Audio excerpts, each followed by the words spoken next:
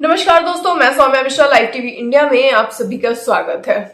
बेटी बचाओ बेटी पढ़ाओ का नारा देने वाली बीजेपी, देश की बेटियों की आवाज बीजेपी, जिसके राज में बेटियों को महिलाओं को सबसे ज्यादा अधिकार मिले हैं, ये दावा करने वाली बीजेपी पार्टी के नेताओं की बेटियां खुद ही सुरक्षित नहीं है। अब आप सोचेंगे कि ये मैं क्या कह रही हूं। और दोस्तों, खतरा बाहर का नहीं है, खतरा तो अपनों का है। पूरे देश में बेटी बचाओ बेटी पढ़ाओ का नारा लगाने वाली सरकार अपने ही घर में यह ज्ञान नहीं दे सकी कि बेटी को पढ़ाएंगे तभी देश की प्रगति होगी। आज बीजेपी उनका भी समर्थन कर रही है जिन पर रेप केस, मोलेस्टेशन के चार्जेस लगे हैं, और बीजेपी नेता भ्रष्ट बाबाओं के दरबार में जाकर सर भी टेक रही है, उनसे आशीर्वाद प्राप्त कर रही है। और वो सारे लोग चुप बैठे हैं जो नारे लगाया करते थे, कैंडल मार्च, मोर्चे लेकर निकल जाते थे, देश की बेटियों के लिए न्याय मांगते थे, उनके लिए सम्मान मांगते थे। और आज उन्हीं की पार्टी में ये सब कुछ चल रहा है, मगर वो सभी मौन हैं, चुप्पी लिए बैठे हैं। मगर सवाल मौन नहीं रह सकते। सवाल ये है कि आखिर आज वो चुप क्यों है? आज स्मृति ईरानी की आवाज को क्या हो गया है? क्या आज उनके नारे खत्म हो गए हैं या आज उन्हें बेटियां सुरक्षित नजर आ रही है?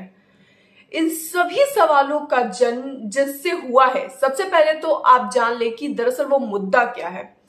मामला मलकागंज के रहने वाले बीजेपी पार्टी के नेता वासु रुक्खड़ की है, जिनकी पत्नी ने लगभग 1 महीने पहले ही एक बेटी को जन्म दिया था।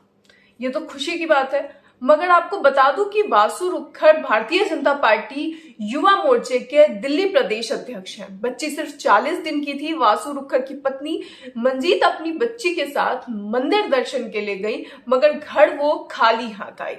दरअसल हुआ यूं कि रास्ते में आते वक्त कुछ बाइक सवार गुंडों ने उन्हें घेर कर उनसे उनकी बच्ची छीन ली और भाग गए। मतलब बताइए, बीजेपी नेता की बेटी खुद सुरक्षित नहीं है। यह कहानी उन्होंने पुलिस को सुनाई जब बच्ची के खो जाने की रिपोर्ट दर्ज कराने गई थी। औरों का मामला हो तो पुलिस थोड़ा सा स्लो भी काम करे, मगर क्योंकि ये मामला नेता का था और नेता की बेटी किडनैप हुई थी, इसलिए जिला पुलिस से लेकर के स्पेशल पुलिस तक को काम पे लगा दिया गया। पुलिस भी छानबीन में जुट गई, जिसका रिजल्ट रहा कि बच्ची को बुधवार को ही सकुशल ढूंढ लिया गया। जब मंदिर और चौराहे की सीसीटीवी फुटेज से कुछ नहीं मिला पूरी छानबीन के बावजूद, तब पुलिस को दाल में कुछ काला लगा। फिर बच्ची की मां से दोबारा पूछताछ की गई कि आखिर मामला क्या है भाई। कई बार अलग अलग और अजीबोगरीब कहानियां सुनाने के बाद मां ने बताया कि 3 बेटियां होने के कारण फिर उन्हें बेटी हुई थी, जिसके कारण वो दुखी थी और बच्ची को मंदिर के बहाने ले जाकर उन्होंने मंदिर के बाहर छोड़ दिया और पुलिस में फर्जी कंप्लेन कर दी।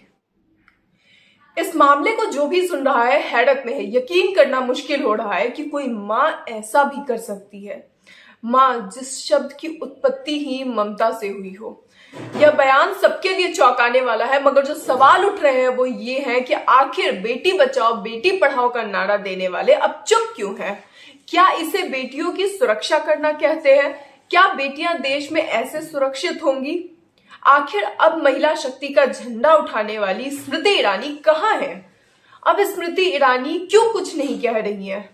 क्या उनके शब्द खत्म हो गए या शब्दकोश खाली हो चुके हैं? क्या वो 40 दिन की बेटी, मासूम, देश की बेटी नहीं है?